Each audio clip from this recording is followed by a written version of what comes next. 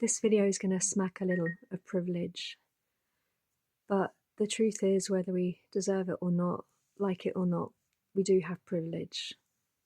But it is connected to looking after our mental health during these darkest of days in our history. I know so many people like me are struggling out there, and it's nothing compared to what the Palestinians are going through, or indeed other people, those in Sudan, Congo, and other areas where they are victims of the military-industrial complex. But of course, there are no people more dehumanized on our planet than the Palestinian people. I have mentioned before, and actually Gabor Mate has alluded to this, as well as a Palestinian American psychologist that I watched an interview with online. There is a trauma in bearing witness to all that has happened, and that has a significant impact on us. And I know that a lot of us at times are struggling with keeping moving forward, or feeling like we're going to have breakdowns, maybe feeling like we don't want to live this life anymore. And I know that that's something that I really struggled with at points myself.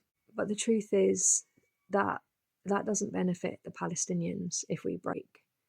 Unfortunately, this is a grotesque marathon that we are having to run in, or to walk, to undertake. And so one of the things that I've kind of said to my friends and comrades over here in our group is that we need to look at it as a relay race.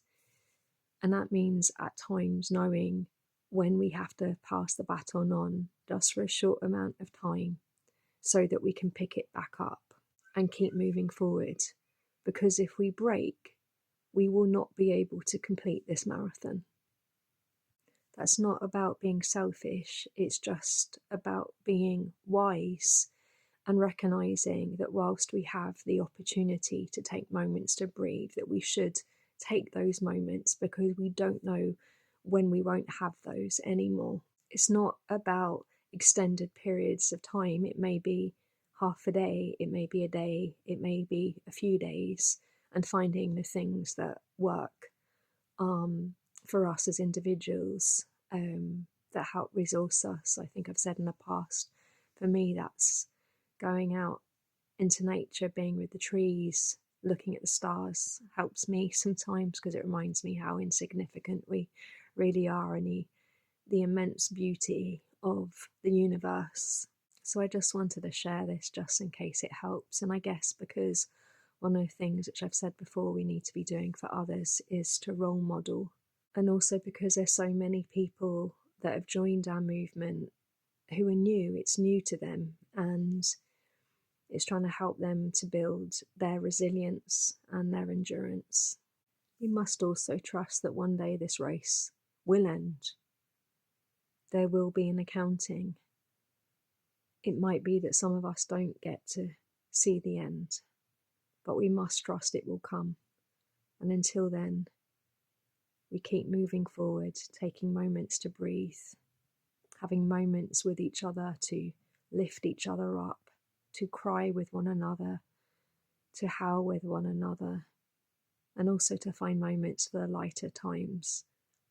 Laughing is also at points its own release, and it may be that we don't feel like laughing, but sometimes for myself, I have found release in laughing at the cartoon, devilish nature of Trump, Musk, and others.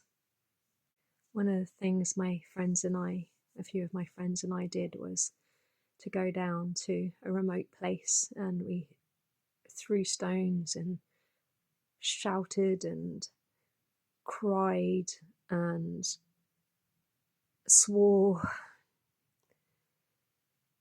directing them at all those responsible for what is happening. And at points it was really heavy, but then there were moments when we began to howl with laughter at some of the insults that we were able to come up with.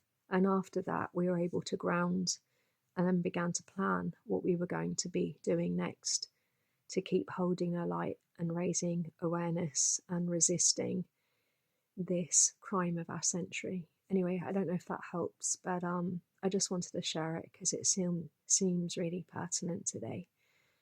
Thank you for listening, and as always, Free Palestine.